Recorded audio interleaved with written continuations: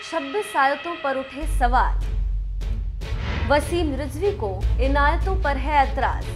आतंकवाद को बढ़ावा देने का लगाया आरोप। कुरान पर चक्रपाणी वर्सेस मौलाना निजामी। नमस्कार, मैं हूं दिबांजलि मुल्त्रा।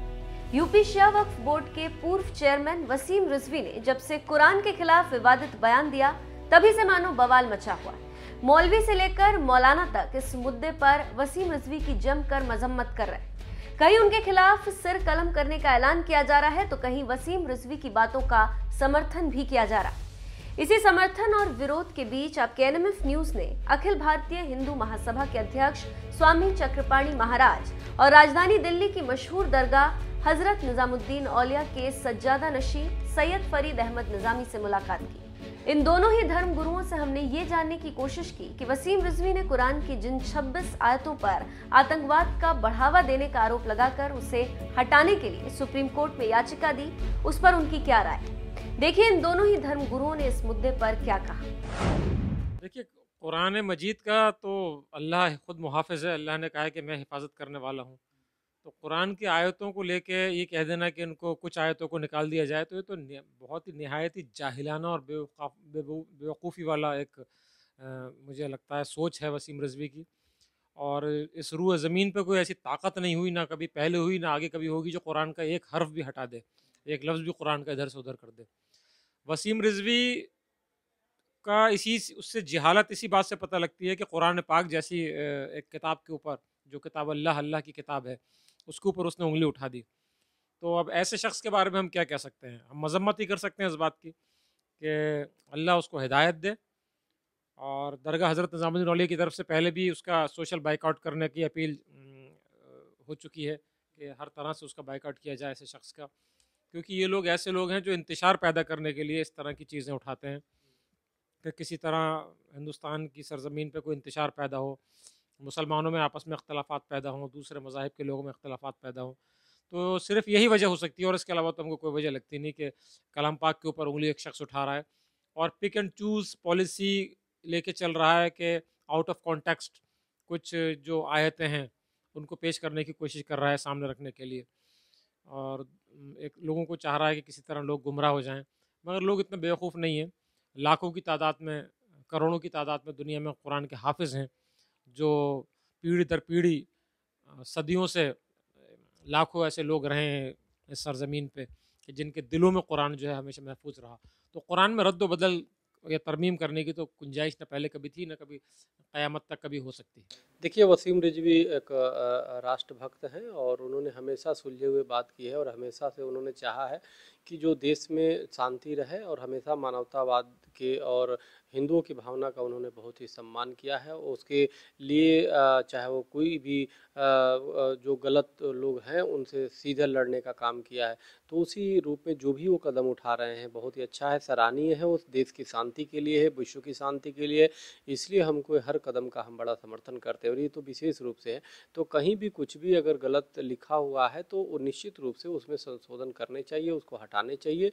और ये शुरू से वो आया है। तो रिजवी साहब को मैं अखिल भारत हिंदू महासभा की तरफ से इसके लिए बहुत ही हम बधाई देते हैं, और साथ में कहते हैं हम पूरी महासभा आपके साथ है।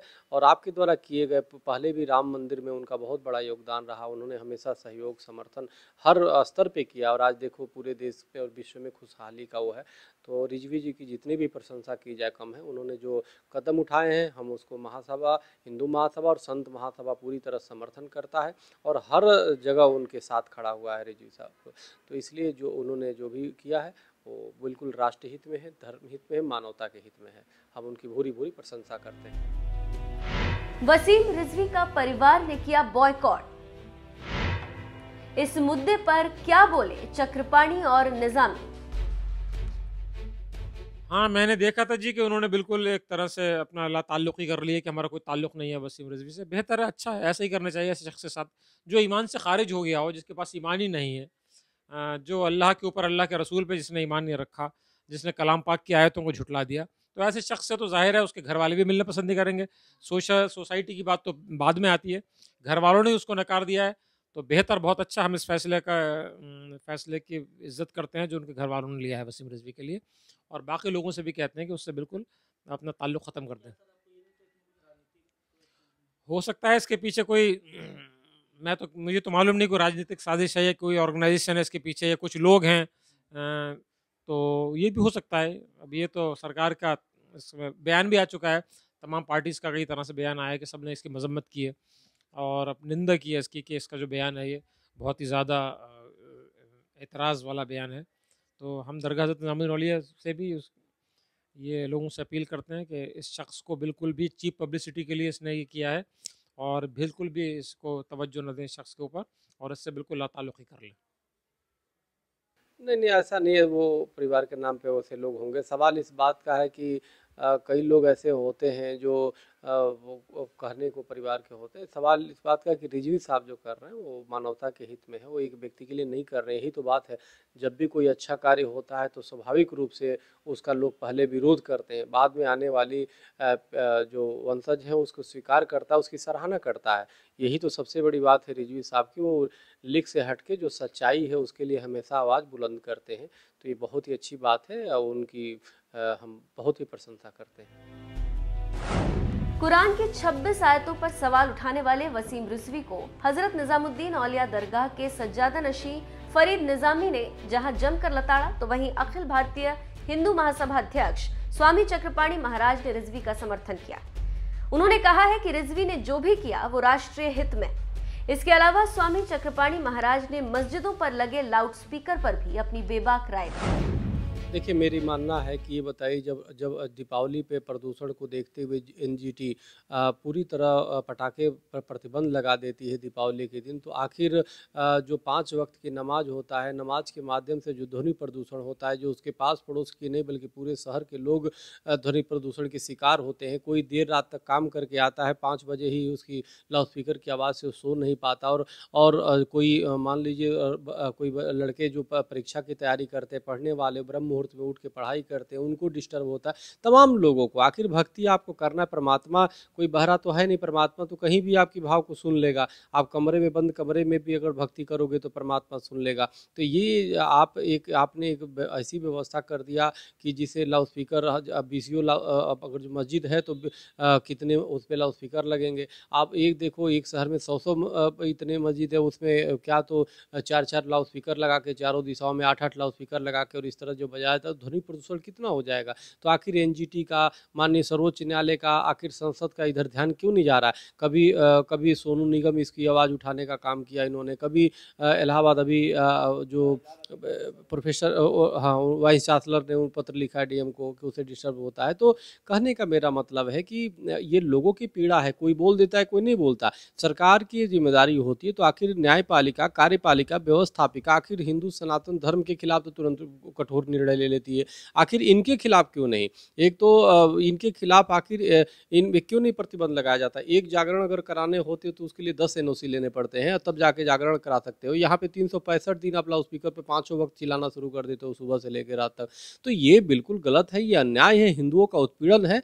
और आप ये तब करोगे जब स्टूडेंट या ऐसा हर व्यक्ति फ्रस्ट्रेशन में आ जाएगा ध्वनि प्रदूषण से, हर व्यक्ति जो है डिप्रेशन का शिकार हो जाएगा। तो ये बिल्कुल ठीक नहीं। आप धर्म मानो, धर्म मानने को कोई नहीं रोक सकता। आप अपनी पूजा करो, आराधना करो, तो लेकिन ऐसे ना करो कि हमें डिस्टर्ब हो, या हम ऐसे ना करें कि आपको हम डिस्टर्ब करें। हम भी हिंदू सनातनी भी पूजा करते हैं, अपने घरों में करते हैं, मंदिरों में करते हैं, उनकी तो आवाज़ वो दूसरे को तो डिस्टर्ब नहीं करता। तो इसलिए, और डिस्टर्ब करता है, कोई कंप्लेंट करता, पुलिस तुरंत ऊपर करती है। लेकिन आपने हर जगह बनाना शुरू कर दिया मस्जिद और वहाँ पे लाउडस्पीकर लगा दिया। तो पूरे देश में लाउडस्पीकर पे प्रतिबंधित होने चाहिए, रोके जाने चाहिए। ये राष्ट्र हित में है, मानवता के हित में है। अन्यथा ये बहुत ही इसका परिणाम आने वाले कल में स्वास्थ्य पे पड़ेगा बुरा प्रभाव, युवा वर्ग पे पड़ेगा, बुजुर्ग पे पड़ेगा, जो बीमार लोग हैं उन पे पड़ेगा। और ये धर्म के नाम पे लोगों को ये प्रदूषण बांटने का काम करेंगे, तो ये बिल्कुल गलत है। ये कट्टरपंथियों पे विराम लगाना चाहिए, इनको रोक लगाना चाहिए, पूरी तरह लाउडस्पीकर पे प्रतिबंधित करने चाहिए। देखिए कहीं ना कहीं मुस्लिम तुष्टीकरण के कारण ऐसा होता है, और मुस्लिम तुष्टीकरण के कारण इस तरह की चीज़ें जो है करने पे लोग मजबूर हो जाते हैं। ये बड़ा दुर्भाग्यपूर्ण है, इसको रोके जाना चाहिए। इसके लिए कानून बना के इसको तुरंत रोके जाना चाहिए।